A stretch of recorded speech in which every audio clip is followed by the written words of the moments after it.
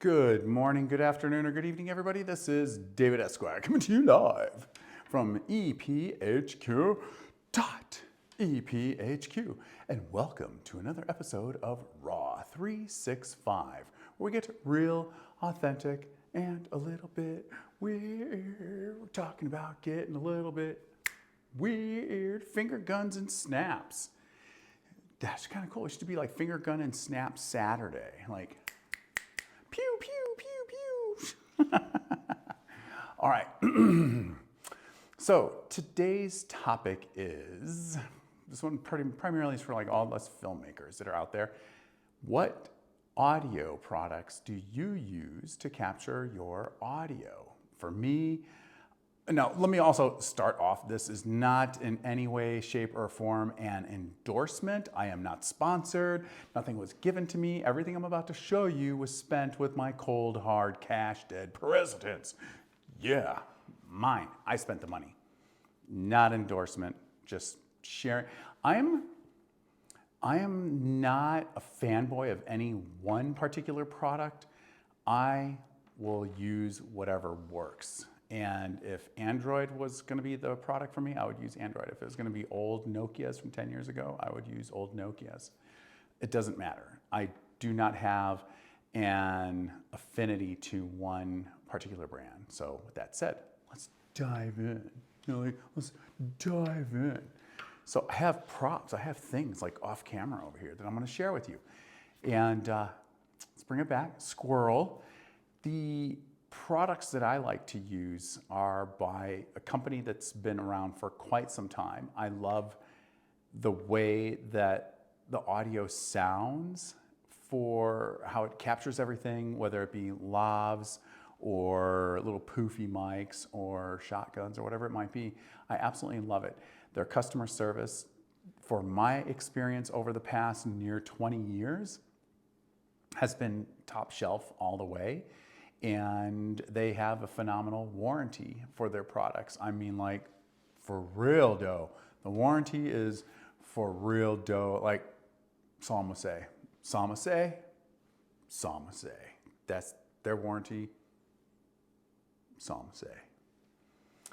And with that said, if you're not familiar with it, or if you're not familiar with the Lav or the other microphones that I've used on other videos, then I'll tell you, it is a little company called dun, dun, dun. Edor. Because the video is backwards. Da, da, da. Edor. Edor. Is that right? Edor. Here, we'll turn the microphone around. Okay, here we go. Edor. That's, no, on my side, it's correct. Okay, so let's try it here. Edor. No, I'm just kidding. I'll make sure I flip the video. Rode. I absolutely love using their products. I use this when I'm out in the field and put the dead cat on it, the big furry squirrel-tailed squirrel. I'll put that on here as well. I used to have their stereo mic that was like just giant ball that sat up here, which was phenomenal, and it eventually just died. The warranty after 10 years ran out. And the microphone, after numerous drops and crashes and smashes and bashes and all the crazy stuff that usually happens in my little slice of the world, died. It just died. And now I've got this one. I believe this is the Rode Video Mic Pro with the fancy schmancy mount on it, the Rycote mount, I think is what it's called. If I'm butchering this, I apologize. But they're available online, and I've been super duper happy, and it's got like really cool like adjustments you can make with your audio. Let me get my face out of there. There we go. See? It's pretty cool. You can do different audio adjustments. Again, I am not sponsored. I bought this with my own product. I am not endorsing it. I am just sharing my experience. It's a big difference. And the Minnesota Sniffles. And then in this little pouch right here, I would show you on the camera, but the receiver is on the camera. And then I've got one of the, oh my goodness, see? One of the transmitters, but this is the Rode Wireless Go 2.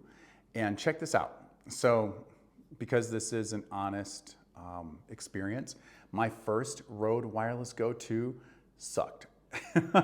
for a lack of better terms. It was terrible. They had a batch of these go out that had bad parts in them, bad components. And there were 2 very important shoots that I did where the audio was butchered. The audio was just super crackly. It was like, it was really bad. Here, let me help you with that. Just like that. And I reached out to Rode and I explained to them what happened, and they said, not a problem. And they sent me not just the parts, not just the actual transponders and the receiver, but they sent me like a whole brand new kit. And to me, that just is tremendous customer service. One of the things I like about the Rode Wireless Go 2 is that it has like a little dead cat you can put on here, or you can use their lav. I've like Frankensteined other lavs before to it, but I have found that going with same for OEM parts for like the manufacturers, it just tends to work better. So I'm actually using a Rode lavalier. I think it's Lav Pro or Lav Mic Pro or Lav Chimichanga or Taco Tuesday, whatever. But it's pretty rad. And there's like the microphone on here, a little like screw-on dead cat, Lav attachment, and it's USB-C charged, and they hold up like all freaking day. And then there's like adjustments that you can do for these on the receiver in terms of like just making your levels the way you like them. You can do backups on these while you're recording. You do like a live backup while you're filming. It's pretty sick. So again, this is not an endorsement. I am merely sharing my experience, which is why I wanted to share with you that I did have a crappy experience with this particular mic right out of the gate, but they stepped up and they sent me a whole new kit and absolutely love it. What about you? What do you use? In the past, I've used Sennheiser and a few other brands. Just didn't really care for the quality of them and the sound. Just like, I think the Sennheiser was the one that I thought was a bit more tinny. Not a fan. I mean, it's like, I know I already have like a nasally sound. I don't need to add a tinny robotic sound on top of it. But totally share what you use for audio products in the Kilt Zone downstairs. Love to be able to check out what products are working for you. You know, this whole series is all about like iron sharpens iron, and also being weird, of course. Oh, the one thing I do wish that they did on this mic is that it's micro USB for charging on here, which is kind of just really a pain because I'm really doing everything I can to get everything over to USB-C. And who knows, by the time everything's USB-C, it'll be something else. It'll be like USB-D. But share what you guys use downstairs in the Kilt Zone. Love to be able to check it out. And let's wrap it up. See, that was a proper snap. Let's wrap it up, yeah. So that's it, and this is David Esquire coming to you live from EPHQ. EPHQ with an extended version of Raw 365 where we get real authentic and at times a bit weird up here in the noodle. And if you're a subscriber, thank you so much. I appreciate it. Yay! Congratulations, you subscribed. Yay! If you're not a subscriber and you're not following these wild and crazy videos, you should probably subscribe. You should probably follow and get inside the agile mind of David Esquire. And until next time, let's see, what else I missed? Oh, and don't forget, like, comment, share, hit the bell, notifications, ding dong, send a raven, and okay, now we can move on. And then until next time, remember to do something properly, and you know what it is? Oh yeah, stay caffeinated. And I'll see you soon.